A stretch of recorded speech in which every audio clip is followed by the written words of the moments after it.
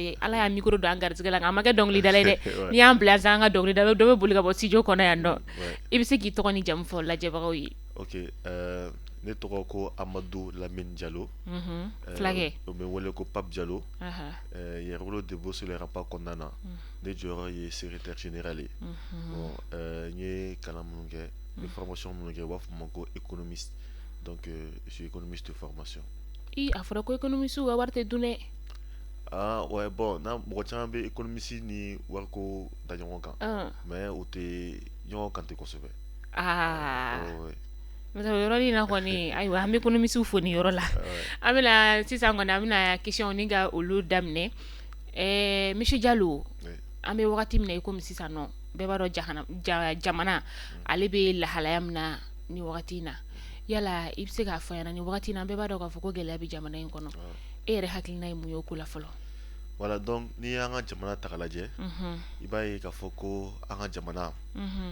ala y'a dan cogoya min na a y'a dan ka kɛ jamana ye jamana min ni fɛn fɛn bɛ kɛ sababu ye ka barika don nafolo kunda ka barika don sɔrɔ kunda a mana kɛ sanu ye a mana kɛ sɛnɛkɛfɛnw ye a mana kɛ bagan marafɛnw ye an ka jamana labɛnna cogoya min na ni o yakubalen don kosɛbɛ an ka jamana kɔnɔna na nka i b'a ye k'a fɔ ko jamana kalifara fanga caman de ma min ma se ka fɛɛrɛ boloda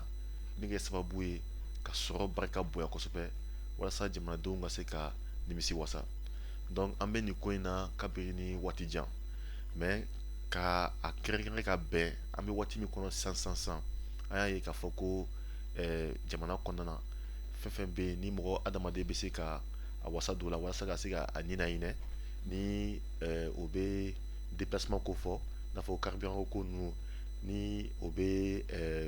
courant ko kuma fɔ n'o bɛ jiko kuma fɔ n'o bɛ balo ko kuma fɔ an b'a ye k'a fɔ ko gɛlɛyaba de bɛ yen bi maliyɛnden bɛɛ kan o ko kan donc mais an bɛ yɔrɔ min na sisan an bɛ se ka min fɔ min ye a gɛlɛya yɛrɛ tɔ walankata an ka jamana kɔnɔna na nin waati kɔnɔna na surtout transition kɔnɔna na an y'a ye k'a fɔ ko jamana ɲɛmɔgɔ kura minnu na u ye taabolo dɔ de ta o taabolo bɛ kɛra sababu ye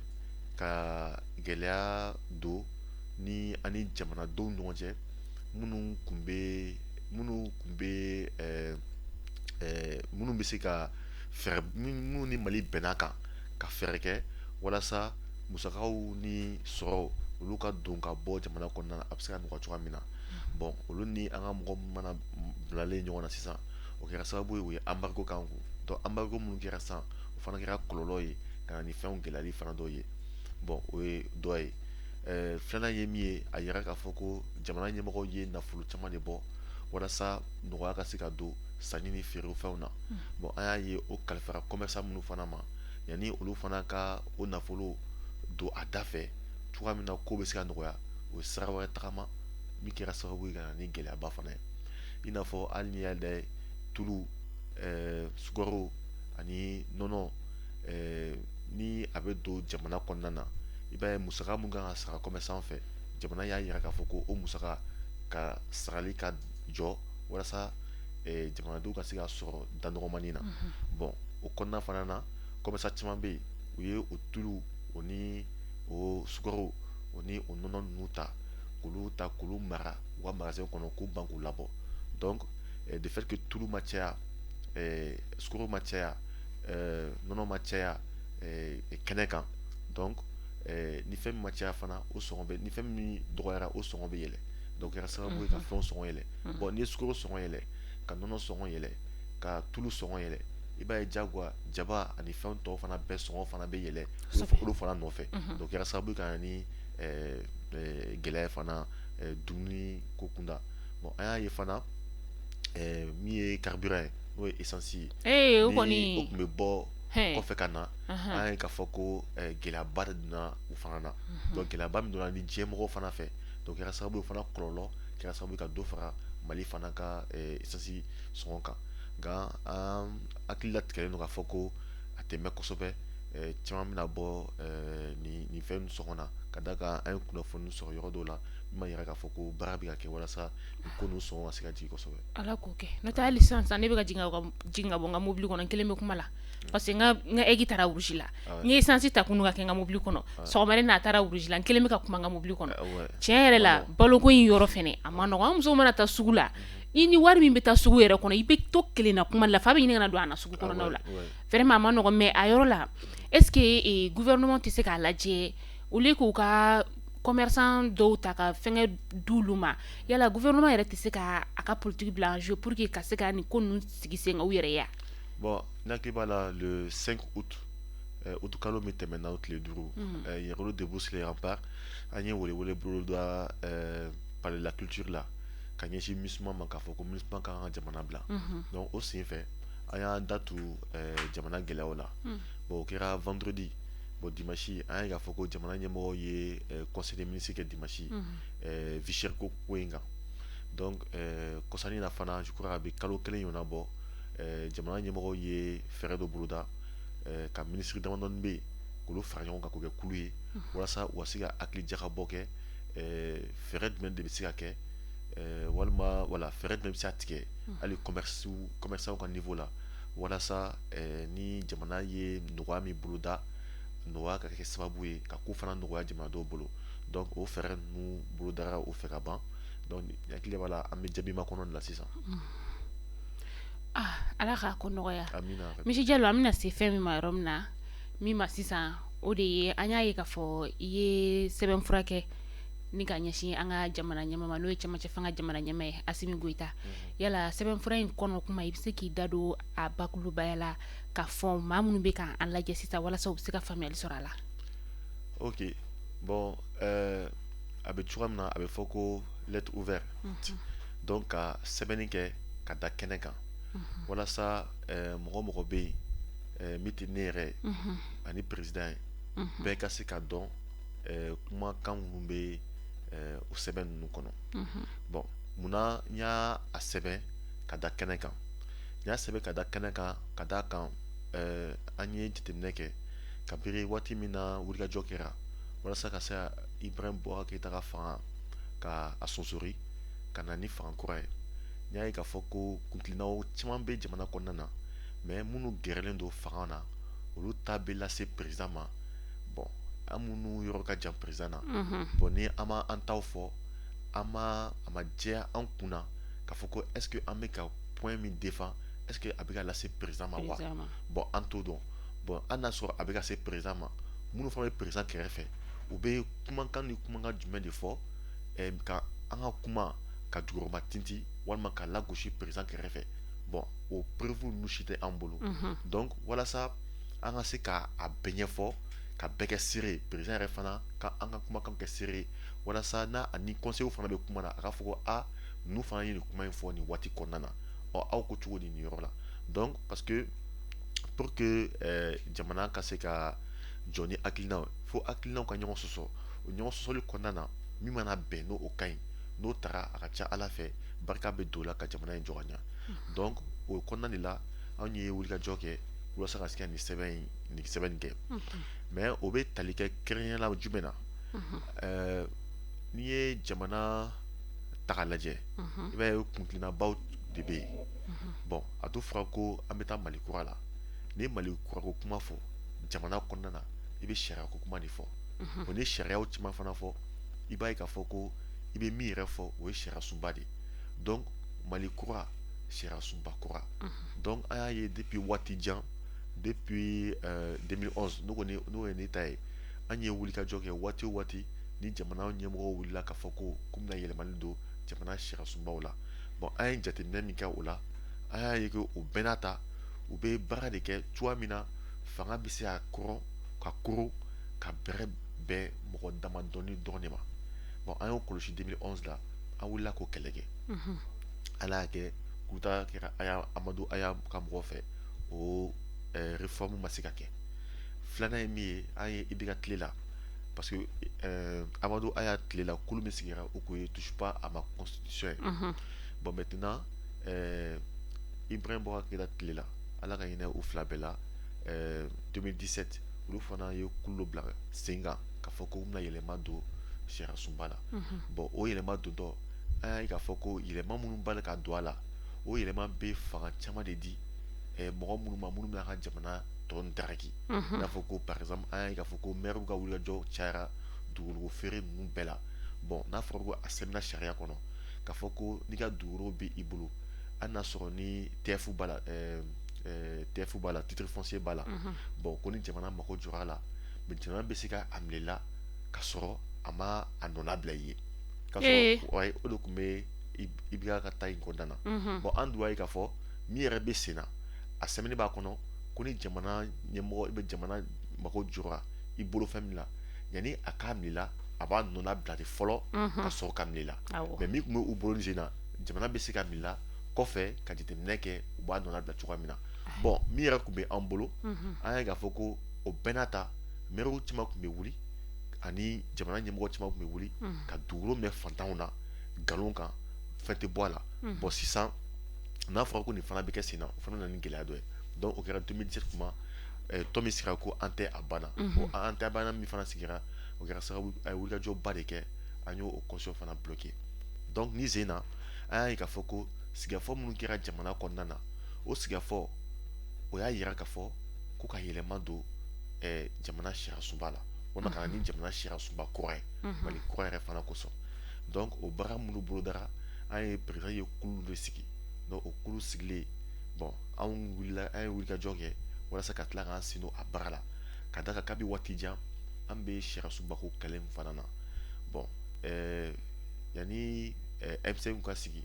kulu dɔ bɛ yen an y'o sigi Cheikh Oumar Sisogo tun b'a la cɛmɔgɔ Mayiga o fana faw caman caman ye olu tun b'a la a kulu tun tɔgɔ ko EMK Espoir Mali Kura o Espoir Mali Kura ye wulikajɔ minnu kɛ o y'a yira k'a fɔ ko an ka taga jamana kura la donc n'i ko jamana kura Mali kura o kumana fo sariya sunba kura de ka sɛbɛn donc depuis o waati la hakili jakabɔ de tun bɛ yen o baara ninnu na donc o kɛra n hakili la mai kalo tile 10 ani 2020 de le 14 mai 2020 donc o baara ninnu kɛra donc depuis waati la an sen tun bɛ sariya sunba yɛlɛmali ko la nin bɛɛ b'a yira k'a fɔ ko a président ye kulu min sigi k'a fɔ ko ka sariya sunba dilan a ko in ka bon an bolo kosɛbɛ a ko in ka gɛlɛn an bolo kosɛbɛ wa a ka d'an ye kosɛbɛ a baara ka kɛ ka ɲa walasa président ka se ka wasa kosɛbɛ a baara ɲɛli la jamanadenw yɛrɛ fana bɛɛ ka se k'i ta sɔrɔ nin baara fana kɛko ɲuman a n'a ɲɛɲini fana na donc an ye o démarche camanba de kɛ donc o démarche ninnu kɔnɔna de la kulu min sigira a sigicogo ɲɛna ka d'a kan danfara min bɛ o kulu ni kulu tɔ ni ɲɔgɔn cɛ c'est que ni sen na maliyɛnw gansan de y'u sigi de bɛ kulu in kɔnɔna na k'u sigi ka hakilina jatew bɔ donc ka sɔrɔ ka bɔ ni nin sɛbɛn ye maintenant sɛbɛn min bɔra an y'a ye k'a fɔ ko gɛlɛya dɔ bɛ a kɔnɔna na o gɛlɛya min bɛ a kɔnɔna na an fana wulila parce que depuis bien avant que u ka sɛbɛn in bɔ welewele yɛrɛ bilalen k'a fɔ ko sɛbɛn bɛna bɔ hakilina minnu tun bɛ anw na an y'o hakilina dɔw ɲɛfɔ bon an ye k'a fɔ ko o dɔnni tara cogoya dɔ la mais a ma ta a ba yɛrɛ la bon a ma ta a ba la mais olu fana ye kundilan wɛrɛ fana ta anw y'o ye de sɛbɛn in bɔlen kɔfɛ donc sɛbɛn in bɔlen kɔfɛ tile 10 ɲɔgɔn na parce que hakili la sɛbɛn in bɔra le 26 juillet ma fili le 12 juillet voilà donc sɛbɛn kɔni bɔlen le 12 octobre le 21 octobre an fana y'an ta bɔ tile 10 ɲɔgɔnna tile 10 ɲɔgɔnna kɔfɛ an fana bɔra ni an ka sɛbɛn k'an ka proposition fana kɛ donc an ye proposition minnu fana kɛ an y'o déposer président ka niveau la CNT ka niveau la an y'a déposer cour constitutionnelle la an y'a déposer hali commission fana na mais olu ko ninnu kɛlen kɔfɛ kɔnɔna na an kɛtɔ k'an ka proposition di an ko a ka di anw ye anw ni commission ka sigi walasa an bɛ ka fɛn minnu proposer an n'u ka sigi ka kuma kɛ walasa an ka se ka ɲɛfɔliba kɛ ka d'a kan mɔgɔw kan ka faamuya jamana sariya sunba o tɛ sariyatigiw a labɛnnen tɛ sariyatigiw ka baara ye nka mɔgɔ minnu ka baara don o ye politigimɔgɔw ka baara de ye nka n'a labɛnna tuma min na a lawaleyali sisan o bɛ kalifa sariya sunba sariya tigilamɔgɔ de ma mais sariya tigilamɔgɔ tɛ sariya sunba dilanni kɛbagaw yɛrɛ ye a dilanni kɛbagaw ye mɔgɔ min ye politiki hakilina bɛ mɔgɔ min na olu de kan k'u sigi ka o sɛbɛn ninnu dilan donc an y'o o baara ninnu de boloda ko o fɛn ninnu caman caman ɲɛfɔ an ka lettre kɔnɔ an ye min adressé président ye nka lettre in kɔnɔna la an b'a ye k'a fɔ yɛrɛwolo tun diminen don dɔɔni dɛ bon mɔgɔw bɛ fɛn caman fɔ k'a fɔ ko o ye dimi ye mais dimi tɛ parce que an bɛ baara min na baara in tɛ tali kɛ negela ko ninnu ni ko ninnu na mais hakilina ko de don donc ni ko minnu kɛra ni a tɛ bɛn a ka fisa en tant que jamanadenw ye an ka bɔ k'a fɔ ko anw hakilinata tɛ nin ye mais i ka n'i sigi k'a fɔ ko non ko nin tɛ hakilinata ye mais e hakilinata ye min fana ye i kan k'o fana bɔ k'o fana yira surtout que n'i ye jamana yɛrɛ fɔ a bɛɛ bɛ tengu fɛn min na n'o ye sariyasunba ye ni a ɲɛna a bɛɛ ɲɛna nka n'o ma ɲɛ fana a bɛɛ tiɲɛna président dun y'a fɔ a ka laseli dɔ kɔnɔ ko ni baara in tiɲɛna a bolo c'est que a ma tiɲɛ ale bolo dɛ a tiɲɛna Mali jeunesse bɛɛ de bolo bon an dun filɛ nin ye an dalen b'a la k'a fɔ ko an ka génération min filɛ nin ye sisan an ka jeunesse génération min filɛ nin ye sisan an bɛ gagner de ka d'a kan don min na an ye kɛlɛ boloda ka ɲɛsin Faransi ma an sera Faransi la donc an sera Faransi kɛlɛ k'o gɛn ka bɔ an ka jamana kɔnɔ an tɛ se ka dɛsɛ k'a fɔ k'an bɛna ni fɛɛrɛ k'an ka jamana fana jɔ donc an dalen b'a la k'a fɔ ko président ka nin baara in a bɛ ɲɛ a bolo kosɛbɛ donc an kɛlen parce que sariyasunba ko in na an ye mɔgɔ caman lamɛn min yɛrɛ kɛra anw ma jigilatigɛ ye o ye politiki mɔgɔ minnu bɛ jamana kɔnɔna na a fɛn fɛn bɛ yen ni a kumana a si ma se k'a fɔ ko sariyasunba min filɛ ni anw kunna sisan n'o ye 92 ta ye k'a fɔ ko ni gɛlɛya nin bɛ a kɔnɔ o de kɛra sababu ye ka ni nin kɔlɔlɔ juguba ye an ka jamana kɔnɔna na u si ma se k'o kɛ mais u sera ka mun kɛ chaque fois an y'an kɔlɔsi ni jamana ɲɛmɔgɔ ye fɛn min dilan u bɛ bɔ ka critiquew kɛ ka kɔrɔfɔli kɛ ka lagosiliw kɛ mais min ye k'a fɔ ka na ni proposition tɛ yen donc o de kɛra anw ma jigilatigɛ ye ka d'a kan politiki mɔgɔ bɛ jamana kɔnɔ i n'a fɔ ko dɔgɔtɔrɔ bɛ dɔgɔtɔrɔso kɔnɔ cogoya min na ni banabagatɔ nana banabagatɔ dan ye ka mun kɛ gɛlɛya min b'a kan kɔlɔlɔ min bɛ a kan k'o de ɲɛfɔ donc o kɔlɔlɔ n'o gɛlɛya fɔli dɔgɔtɔrɔkɛ n'a ka dɔnniya de bɛ jateminɛ kɛ k'a fɔ ko ni ni kɔlɔlɔ ni gɛlɛya lamɛn ni degun lamɛn ni banabagatɔ in kan n'i y'a fara ɲɔgɔn kan a bɛ bɛn ni bana in de ma o ma ni bana lakodɔnna sisan fura min kan ka ta walasa ka se k'o bana furakɛ dɔgɔtɔrɔ bɛ sɔrɔ k'o de sɛbɛn donc a ko bɛ kɛ o cogo la Mali bɛ bi yɔrɔ min na kɔlɔlɔ minnu ni gɛlɛya minnu bɛ an ka jamana kɔnɔna na donc jamanadenw de bɛ na ko o de ɲɛfɔ donc o de ɲɛfɔra sigikafɔ kɔnɔ assistance ninnu kɔnɔna na donc o ɲɛfɔli minnu kɛra sisan politique mɔgɔ de tun kan ka wuli ka lajɛ sa ni ni gɛlɛya ni kɔlɔlɔ ninnu bɛɛ ta ka jateminɛ sa o bɛ bɛn ni bana min yɛrɛ ye jamana kɔnɔna na o de ye nin ye donc o waati la sa fura bɛ sɔrɔ ka ɲini ka kala donc o fura de bɛ ɲini ni sariyasunba ɲuman dilanni ye mais o ma se k'o fɛɛrɛ de sɔrɔ bon maintenant an minnu bɛ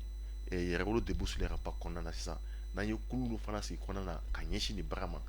an ye gɛlɛya min ye k'a fɔ k'o ye jamana yɛrɛ bana ye c'est que n'o bɛ sariyasunba in kɔnɔna na dɔwɛrɛ tɛ sariyasunba in labɛnna cogoya la min bɛ fanga bɔsi jamanadenw la ka kalifa maa damadɔni ma minnu b'u sago kɛ jamana kɔnɔ ka d'a kan fanga ye olu mɔgɔ damadɔni ta ye o de ye i b'a ye k'a fɔ depuis démocratie nana depuis ni constitution min nana a nalen ni mɔgɔ min kɛra président ye o tigi a ka nɔgɔ a tigi bolo mɔgɔ min kɛra assemblée nationale président ye cakɛda bɛ institution fɛn bɛ yen ni mɔgɔ bɛ sigi u bɛɛ kunna o bɛɛ bɛ se ka kɛ u ka mɔgɔ ye walima u ka somɔgɔ ye walima u teri ye ka sɔrɔ foyi ma bɔ a la a bɛ kɛ u bolo nɔgɔya la donc fanga bɛ koron ka kɛ mɔgɔ damadɔni da ye fanga tɛ se ka kɛ fanga bɛ bɔsi jamanadenw na donc jamanadenw fanga bɛ dɔgɔya donc ni jamanadenw fanga dɔgɔyara u tɛ se ka jamana labaara donc ni tɛ se ka jamana labaara jamana bɛ to jasiliya de kɔnɔna na walima jamana bɛ kɛ fɛn dɔ de a bɛ to mɔgɔ damadɔni ta ye walima jamana kokanmɔgɔ ta ye walima jamana wɛrɛ ta ye olu minnu sago kɛ jamana kɔnɔna na donc fɛɛrɛ min kan ka tigɛ o ye cogoya min na fanga sariyasunba jumɛn de bɛ se ka kɛ sisan ka bila sen kan min bɛ se ka fanga bɔsi maa damadɔni ma ka lasegin jamanadenw ma to ni o fanga la segna jamanadenw ma cogoya min na jamanadenw bɛ barikaba sɔrɔ donc u bɛ se ka jamana labara ka jamana ya yiriwa ka sɔrɔ caya cogoya min na lafiya bɛ se ka se jamanadenw bɛɛ kelenna ma donc an ye o de faamuya o de y'a to an ye proposition dɔw kɛ min bɛ se ka sababu ye ka jamana fanga ka lasegin jamanadenw ma donc an ye proposition 7 ɲɔgɔnna de kɛ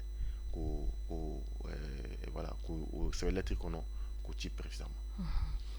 N'o tɛ maliyɛn bɛɛ b'a fɔ ko yɛrɛwolo debout sur les remparts k'aw teri ye transition ye o b'a yira k'a fɔ bamananw ka fɔ la ko cɛfɔ teri ye k'a tɛ teriya sa ko nka k'a b'a yuguyaba hali n'o y'a sɔrɔ surtout an ta u b'a fɔ fana ko ni i teri tɛ tiɲɛ f'i ɲɛna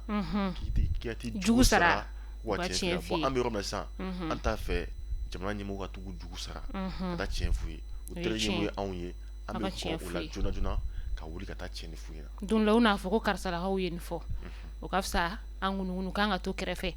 o yɔrɔ la an b'aw féliciter o la parce que caman b'i ka kuma fɔ ŋunuŋunu kan na kɛrɛfɛ mɔgɔ si tɛ se ka a labɔ jamana dun bɛ ka taabolo min kan nin sisan n'a fɔra ko malikura maliyɛnden bɛɛ lajɛlen kan ka i sen don a la donc ni min bɛ yen n'a ma ɲi a ka kan an yɛrɛ ka bɔ an ka hakilina fo la jamana marabagaw fana k'a lajɛ u ka jamana kɔnɔdenw lamɛn o de bɛ baara fana nɔgɔya u bolo an y'a ye k'a fɔ fɛn minisiri ɲɛma par intérim ko a kun ye welewele bila yɛrɛwolo debout sur les remparts ma CNT ka maa dɔ fara CNT kan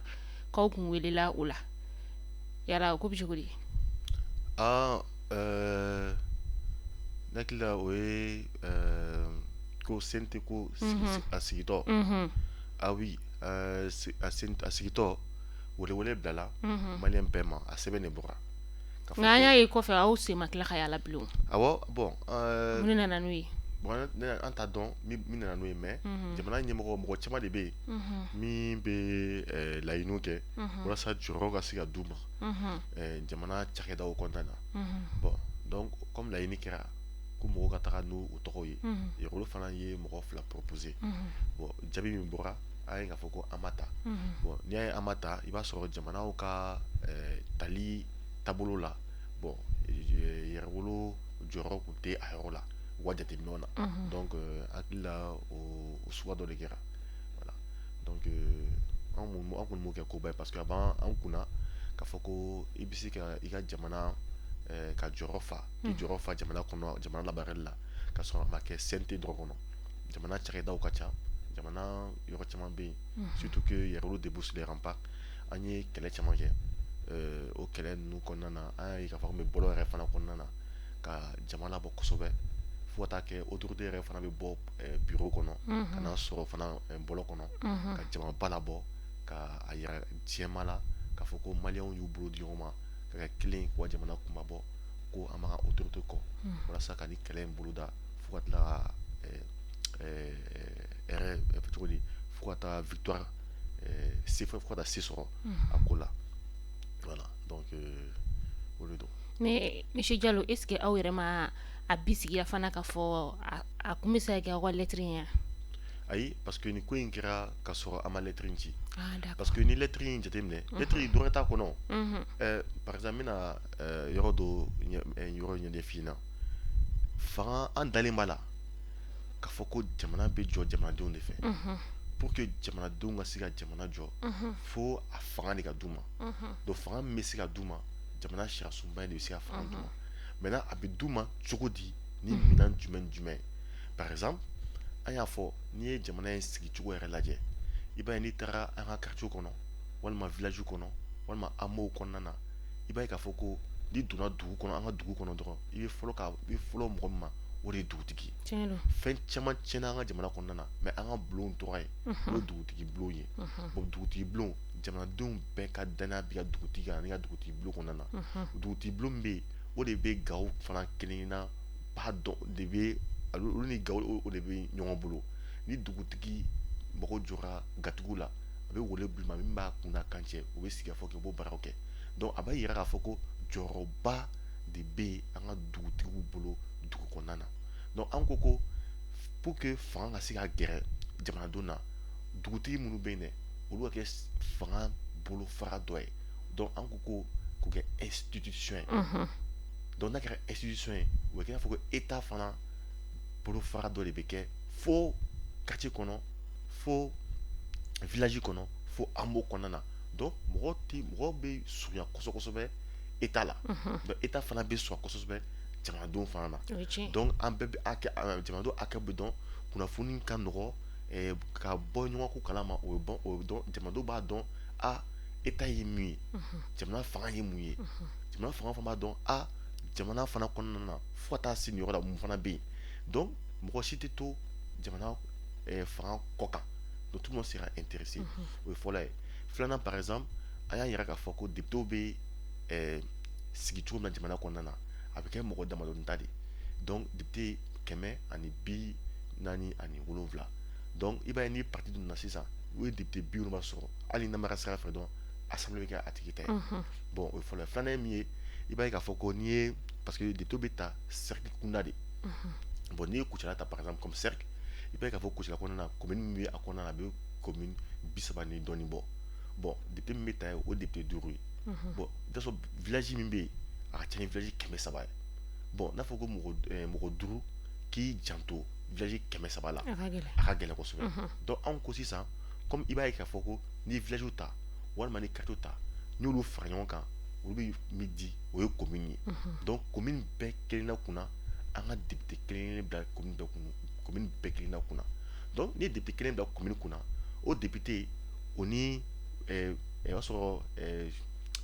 dugutigi min bɛ yen o fana kɛra institution ye o tuma na olu bɛ baara kɛ olu gɛrɛlen ɲɔgɔn na donc ni min bɛ gatigi kunna ni dugutigi bɔra kalama dugutigi b'o ɲɛfɔ député ɲɛna dɔrɔn donc o y'a kelen a bɛna fɔ ko o ɲɛfɔra assemblée parce que n'i y'a ɲɛfɔ député ɲɛna a bɛna fɔ k'o ɲɛfɔra assemblée kɔnɔ donc i b'a ye k'a fɔ ko fanga assemblée yɛrɛ bɛ gɛrɛ kosɛbɛ jamanadenw na voilà donc o ye fɔlɔ ye filanan ye min ye i b'a ye k'a fɔ an bɛ bɔ député 147 la an bɛ taa yɛrɛ sɔrɔ député 800 ɲɔgɔnna na ouais député 800 donc ni député 800 sɔrɔ an b'a ye k'a fɔ ko fɔlɔ député député mun bɛ sen na sisan i bɛ taa sɔrɔ u bɛ sara min ta 2 miliyɔn 3 nka n'i y'a lajɛ tiɲɛ yɛrɛ la i bɛ taa sɔrɔ hali 5 sɔrɔ kalo kalo n'i y'a jateminɛ kɛ u b'a sɔrɔ ni ka fɛnw dépense min bɛ kɛ a bɛ taa bɛn o ma an ko sisan yanni mɔgɔw ka wuli parce que n'i y'a fɔ ni député sigi bɛ yen sisan mɔgɔ caman bɛ yen u bɛ wuli ka taa miliyɔn caman juru ta 30 miliyɔn 50 miliyɔn 100 walasa u ka kɛ député alors que député baara yɛrɛ fana ye min ye o ye ka baara kɛ walasa ka se ka jamanadenw haminanko k'o de lase mais an ye député yɛrɛ baara yɛlɛmana ka kɛ business ye sɔrɔ yɛrɛ dabolo ye n'i kɛra député ye o mun na i bɛ kɛ i n'a fɔ ko i y'i dama président i b'i sen don commerce ni fɛnw na i bɛ ko jɛ i b'olu kɛ donc i bɛ bɔ député yɛrɛ ka baara minɛ yɛrɛ fana kɔnɔ donc a bɛ kɛ wari ɲini yɔrɔ ye a bɛ kɛ sɔrɔ ɲini yɔrɔ ye a bɛ kɛ mobili ɲini yɔrɔ ye yanni a kɛ jamanadenw yɛrɛ ka baara yɛrɛ fana kɛli yɔrɔ ye donc o kɔnɔna de la anw ko ka député sara dɔgɔya kosɛbɛ i bɛ taa sɔrɔ sa député ka musaka bɛɛ fara ɲɔgɔn kan a bɛ se ka bɛn 100 walima 1,000,000 ma a cayalenba 1,000,000 1,000,000 n'i y'a député 800 ta a bɛ bɛn san kelen kɔnɔ miliyari 10 de ma bon assemblée min yɛrɛ min tun bɛ sen na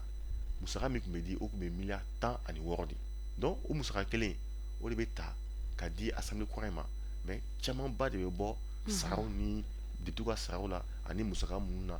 walasa a ka se ka kun miliyari 10 in na walima miliyari 10 ani wɔɔrɔ in kɔnɔna na donc o baara ninnu se ka kɛ donc o bɛ kɛ min sababu ye ni mɔgɔ min bɛ fɛ ka kɛ député ye ka sɔrɔ nafolo ko tɛ ka sɔrɔ jamana baara don e bɛ wuli ka jɔ kɛ i bɛ taa kɛ député ye donc mɔgɔ si tɛ diyagoya k'a fɔ ko i bɛ mɔgɔ sen bɔ député ɲini na mais minnu ta ye nafolo ɲini ye olu b'u sen bɔ a la ka d'a kan députéya tɛna kɛ nafolo ɲini yɔrɔ ye députéya bɛna kɛ jamanadenw ka baara kɛyɔrɔ de bon an ye 1,000,000 fɔ mais par exemple n'i taara Cuba n'i taara Chine député filɛ nin ye u bɛ baara kɛ fu n'i taara Cuba député olu bɛ sara min ta kalo la a tɛ 12 bɔ 10,000 ni 500 olu b'o de ta kalo mais Mali la 2,000,000 3,000,000 4,000,000 5,000,000 a baara yɛrɛ tɛ kɛ a baara yɛrɛ fana tɛ kɛ donc nin bɛɛ de kɛra kɔlɔlɔ ye démocratie kɔnɔ min kɛra sababu ye ka na tiɲɛni jamana kɔnɔna na nka an ka nin taabolo min ye sisan i b'a ye ni mɔgɔ min bɛ fɛ ka politique baara kɛ ni mɔgɔ min bɛ fɛ ka député baara kɛ i bɛ taa sɔrɔ a bɛ ji ye ka sɔrɔ nafolo ko tɛ i bɛ sen dɔ i b'a baara kɛ bon an y'o olu dɔw fana proposer an ye min fana proposer par exemple an ko assemblée nationale bɛ yen o ye tiɲɛ ye mais a ka di anw ye fana assemblée suguya dɔ fana ka dilan baarakɛlaw ye bolola baarakɛlaw mɔnikɛlaw sɛnɛkɛlaw minnu ye fonctionnaire ye minnu ye commerçant ye donc fɛn fɛn ye baara taabolo ye seko ni dɔnko tigilamɔgɔ ani minnu bɛ diinɛ na chrétien silamɛ ani an ka kɔrɔlenw donc olu bɛɛ ka représentant olu ka ta ka kɛ o fana kɛ assemblée dɔ ye donc n'olu kɛra assemblée kɔ ye i b'a ye gɛlɛya fɛn fɛn bɛ yen sɛnɛkɛlaw ka niveau la bɔlabaarikɛlaw ka niveau la mɔnikɛlaw ka niveau la bagangɛnnaw ka niveau la jamana yɛrɛ diinɛko ninnu ni fɛn bɛɛ la olu bɛɛ bɛ se ka ɲɛfɔ o bulon kɔnɔ ka sariya ta sariya min kɛ sababu ye k'u labɛn walasa nɔgɔya ka se ka don olu ka environnement n'u ka cakɛda ninnu fana yɔrɔ ye donc an y'o fana proposer o kɛ deuxième chambre ye bon an ye fɛn wɛrɛ proposer an ye k'a fɔ ko président fana filɛ nin ye a fanga ka bon kojugu n'a ka di président a bɛ premier ministre nommé cogo min ka d'a ye a b'a gɛn cogo min ka d'a ye an ko ni sen na ni premier ministre bɛ sugandi président kana n'a fɔ dɔrɔn k'a lajɛ a sumaworo kunda teri kunda mɔgɔ min ka d'a ye k'a b'o choisir o tɛ kɛ ten ni mɔgɔ o mɔgɔ bɛ fɛ ka kɛ premier ministre ye jamana kɔnɔna na i b'i ka CV ta hali n'a sɔrɔ a mɔgɔ 100 don a bɛɛ bɛ taga CV bila assemblée kɔnɔna na donc n'a taga CV bila assemblée kɔnɔna na député baden minnu bɛ yen u bɛ jateminɛ kɛ an ye CV 100 de sɔrɔ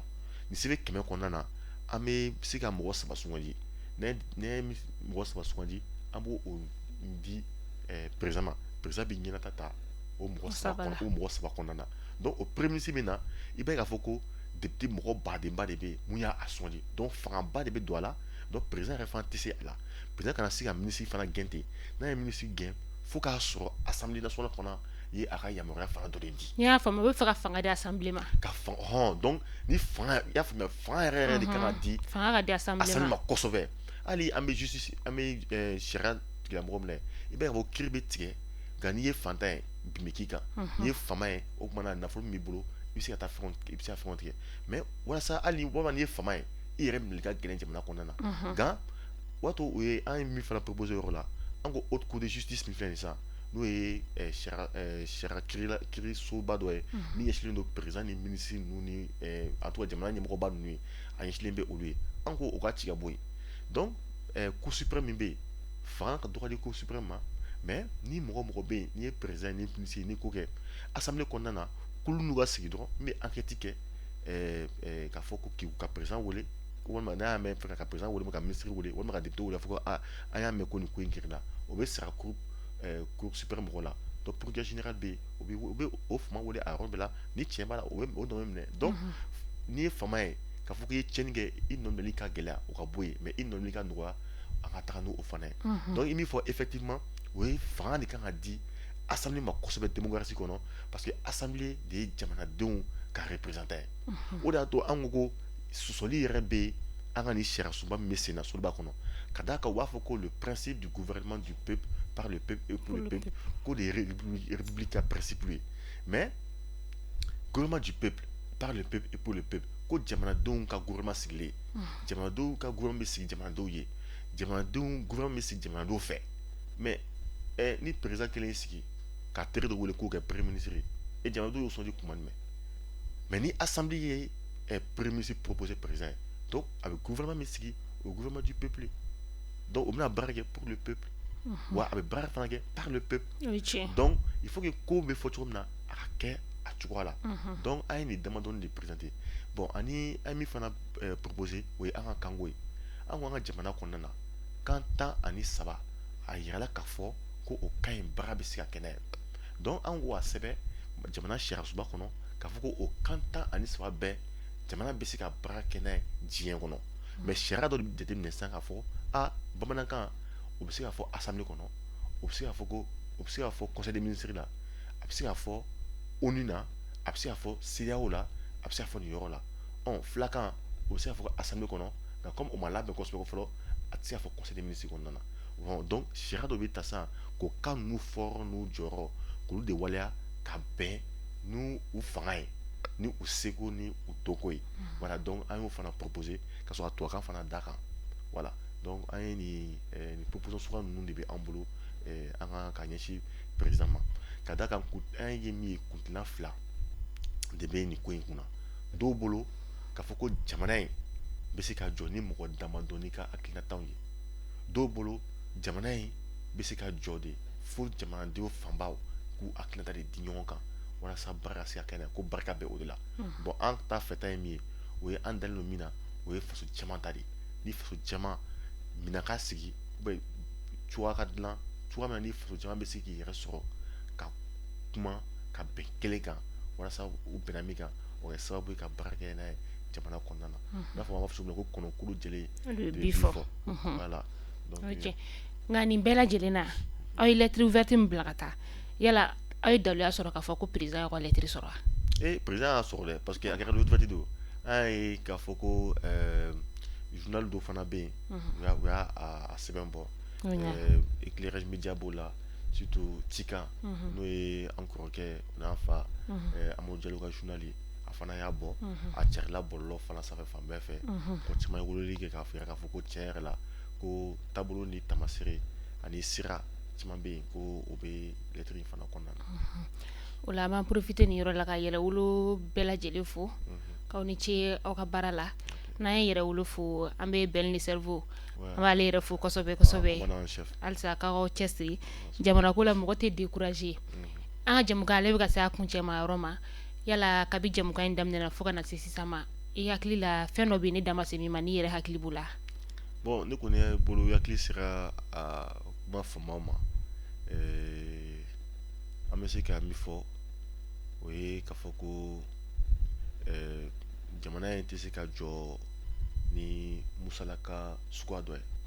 soit an bɛ wulikajɔ kɛ an b'a jɔ a ɲɛ bɛrɛbɛrɛ ma ka d'a kan maliyɛnw ye wulikajɔ min kɛ o kɛra sababu ye ka jamana in bila kun dama dɔ la min ye farafinna jamana caman bɛ yen o y'an ka jamana kɛ tamasere n'o ye wulikajɔw fana kɛ k'u ɲɛsin farafinna juguw ma ni o ye faransi n'a dɛmɛbaga caman ye donc an y'o jɔyɔrɔ min sɔrɔ musalaka dɔ bɛ yen an tɛ se ka baara kɛ n'a ye voilà fo an ka baara kɛ ni tiɲɛ ye walasa jamana ni farafinna ka wulikajɔ ka ɲa ka d'a kan ni baara in tiɲɛna an bolo bi a tɛna tiɲɛ an dɔrɔn bolo a bɛna tiɲɛ farafinna bɛɛ de bolo donc mali bɛ o taabolo de kan o kɔfɛ an kan ka fɛn dɔ faamuya k'a fɔ ko baara in bɛ se ka ɲa waati kunkurunnin kɔnɔ i n'a fɔ ko a bɛ se ka ɲa waati jan kɔnɔ nka a bɛ dépend minnu bɛ ka jamana karife mɔgɔ minnu bolo ka jamana labaara a bɛ misali na jigin misali dɔ la tariku dɔ la n'o ye Nabila